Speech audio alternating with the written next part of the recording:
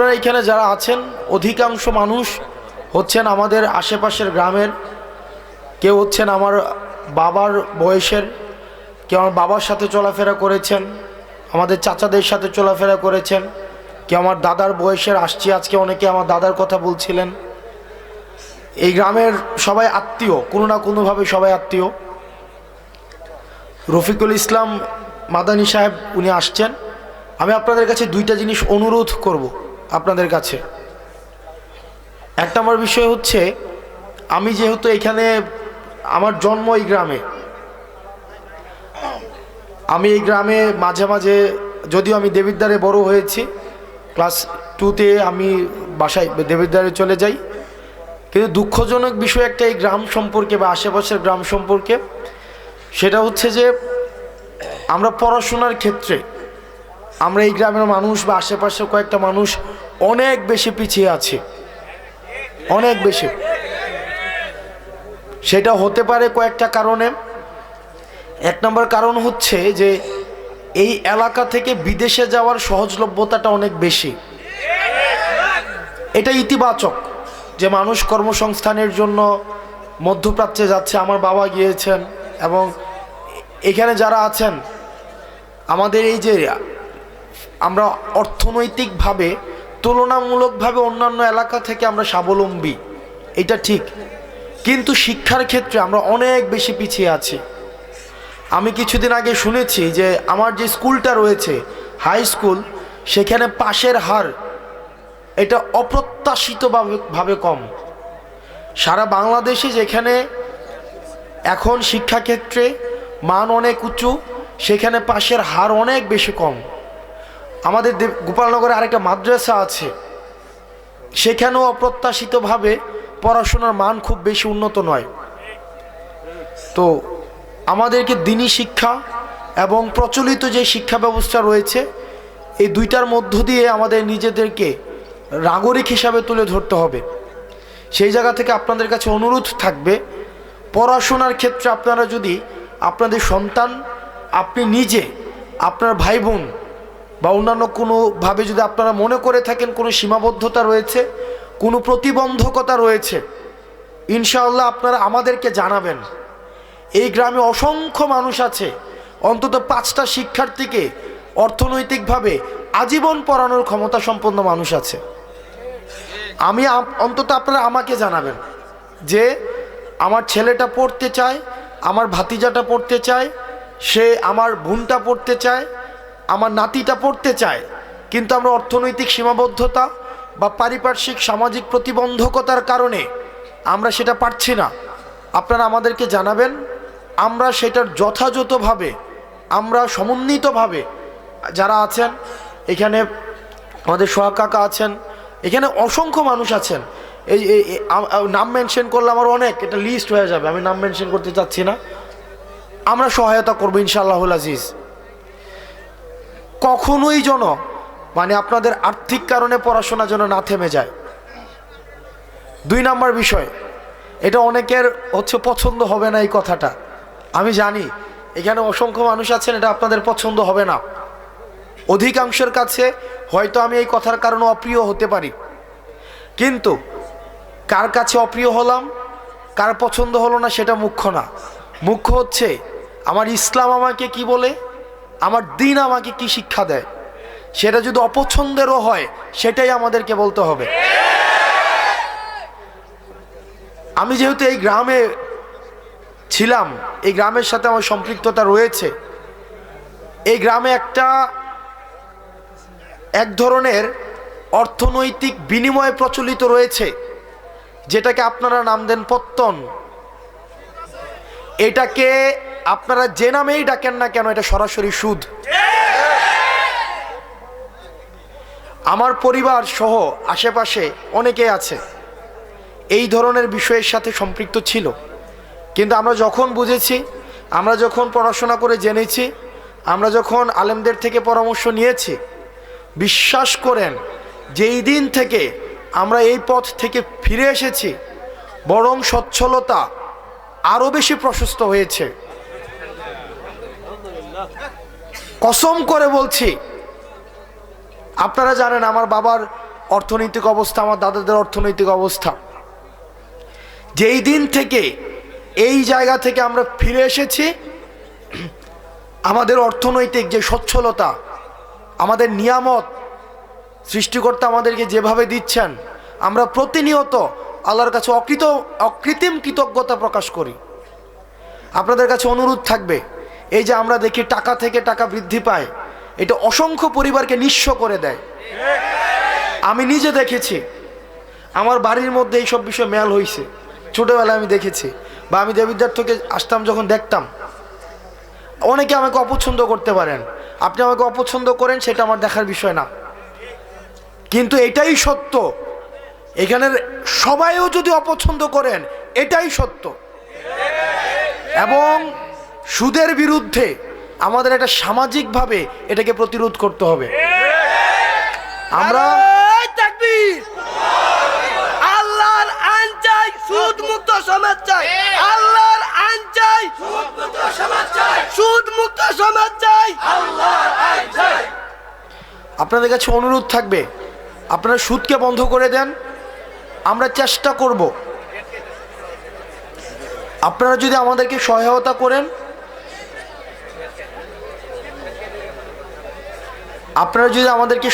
করেন, আমরা আমার জায়গা থেকে চেষ্টা করব সামাজিক যেই ঋণকে সহজলভ্য করা, সামাজিক ঋণ প্রদানকে সহজলভ্য করা। আপনাদের কাছে মনে হতে পারে যে এটা তো একটা মাহফিল।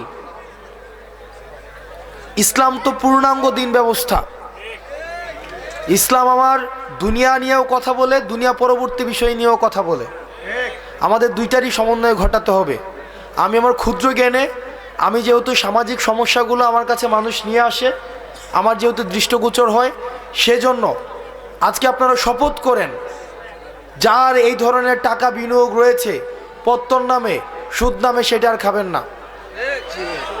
আমরা ঋণকে সহজ করে দেব।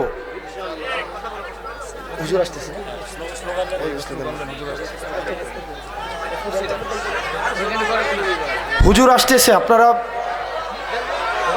প্রধানমন্ত্রী আগমন, রবিকুল ইসলাম মাদানী সাহেবের আগমন, প্রধানমন্ত্রী আগমন, রবিকুল ইসলাম মাদানী সাহেবের আগমন, গোপালনগরের পক্ষ থেকে, এই গ্রামের পক্ষ থেকে, সুতাবর্গের পক্ষ থেকে, মাদুর কমিটির পক্ষ থেকে, নারায়ে তাকবীর, লিল্লাহি তাকবীর, লিল্লাহি তাকবীর, আল্লাহু আকবার।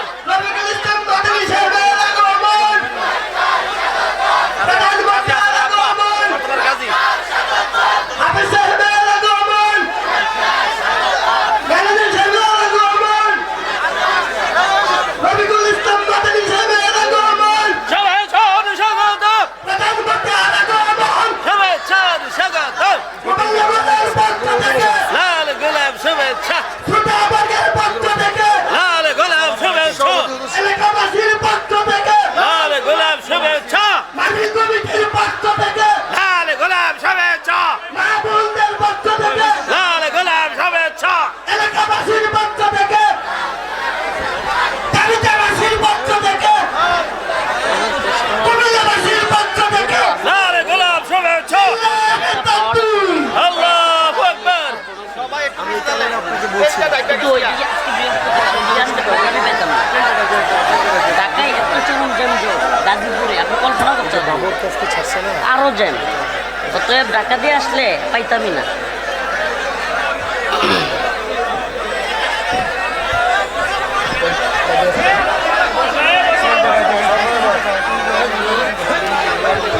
আসসালামু আলাইকুম ওয়া রাহমাতুল্লাহি ওয়া বারাকাতুহু।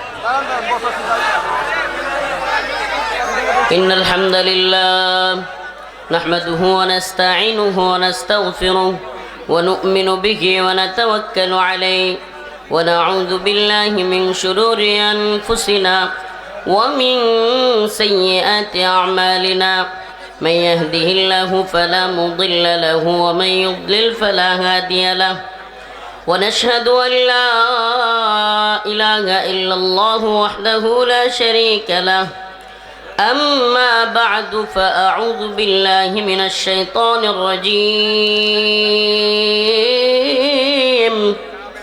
بسم الله الرحمن الرحيم يا أيها الذين آمنوا لا تتخذوا اليهود والنصارى أولياء بعضهم أولياء بعض ومن يتولهم منكم فإنه منهم إن الله لا يهدي القوم الظالمين صدق الله مولانا العظيم وصدق رسوله النبي الكريم ونحن على ذلك من الشاهدين والشاكرين والحمد لله رب العالمين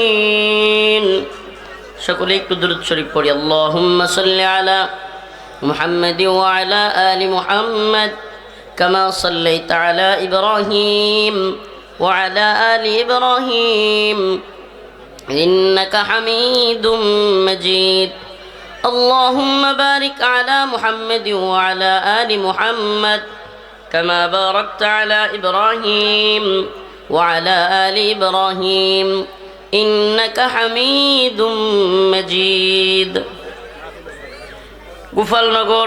গোপালনগর মধ্যপাড়া আয়েশা সিদ্দিকা রাদিয়াল্লাহু আনহা কেন্দ্রীয় জামে মসজিদের উদ্যোগে আয়োজিত আজকের এই ইসলামী মহাসম্মেলনের সম্মানিত উলামায়ে কেরাম, মুরব্বিয়ান আযম, প্রিয় যুবক ভাইরা, স্নেহের ছোট ভাইরা, পর্দানিশীন শ্রদ্ধেয় মা ও বোনেরা, উপস্থিত আছেন আপনাদের এই গোপালনগর দেবিদ্বার কুমিল্লার কৃতি সন্তান, শুধু কুমিল্লার নয় সারা বাংলাদেশেরই গর্ব করার মতো সন্তান জনাব হাসনাত আব্দুল্লাহ।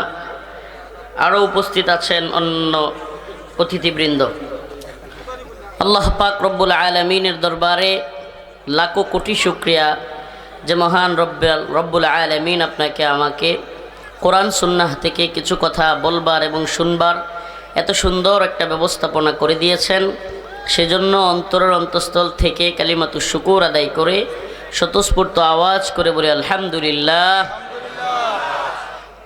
প্রিয় উপস্থিতি, আমি আপনাদের সামনে মুসলমানদের জন্য শত্রু এবং মিত্র এই বিষয় নিয়ে আলোচনা করব।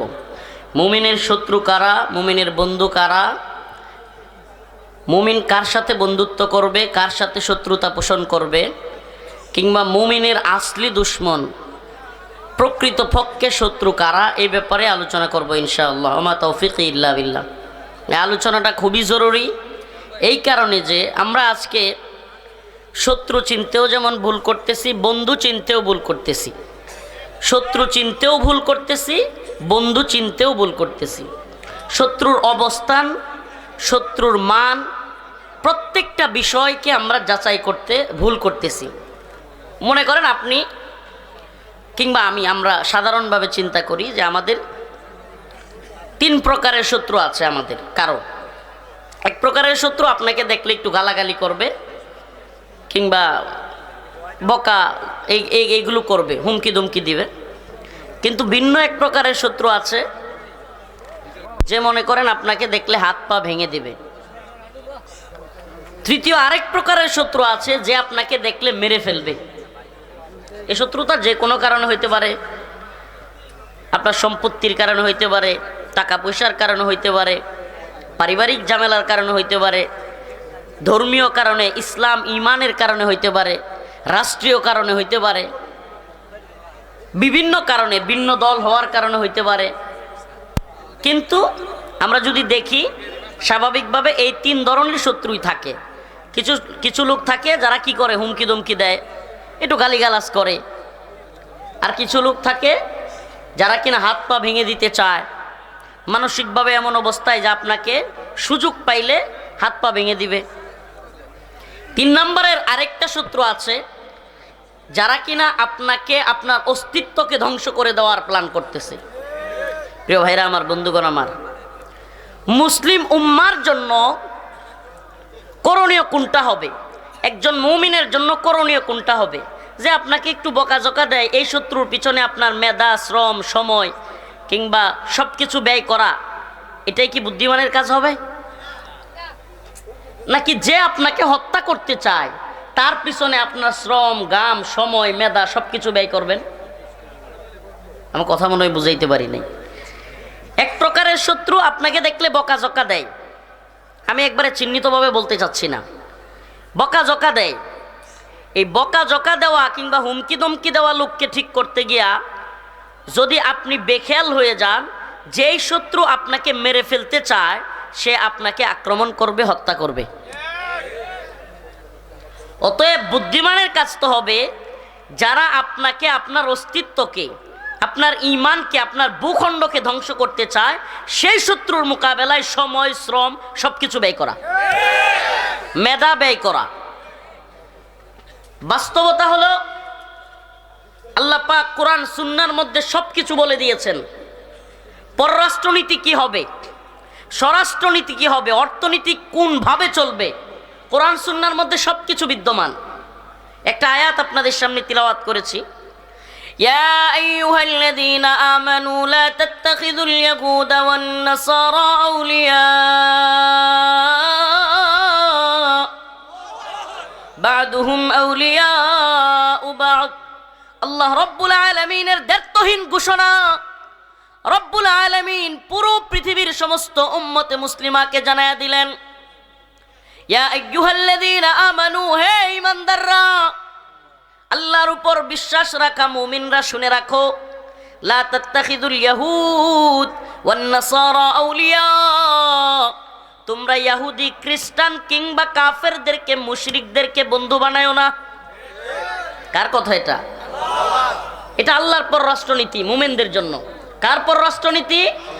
আল্লাহ পাকের পক্ষ থেকে প্রদত্ত পররাষ্ট্রনীতি মুমিনদের জন্য। হে মুমিনেরা, হে মুমিন সম্প্রদায়, সূরাতুল মাইদা আয়াত নাম্বার সম্ভবত 52, দেখে নিয়েন।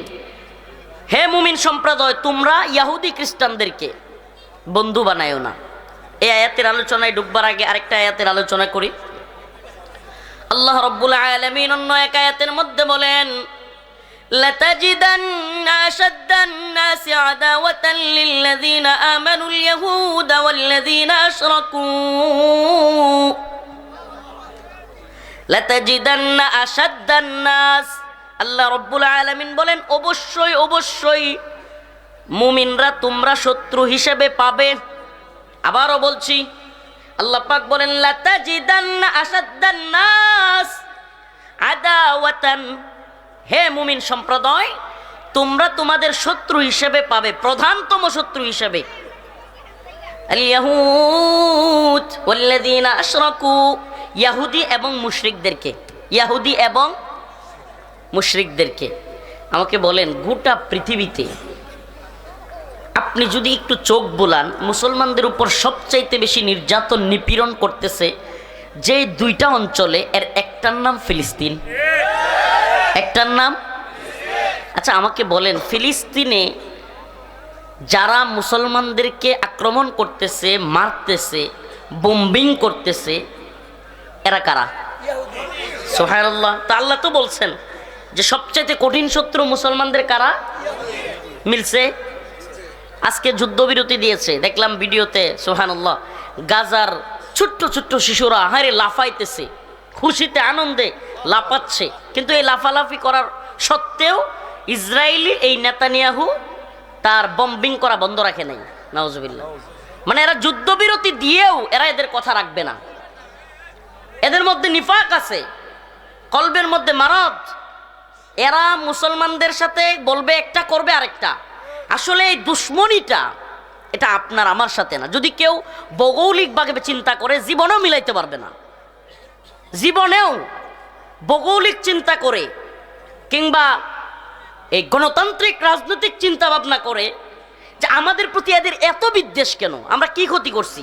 মুসলমানরা তো কোনো ক্ষতি করে নাই, তাহলে এত বিদ্বেষ কেন? এটা মিলাইতে পারবে না।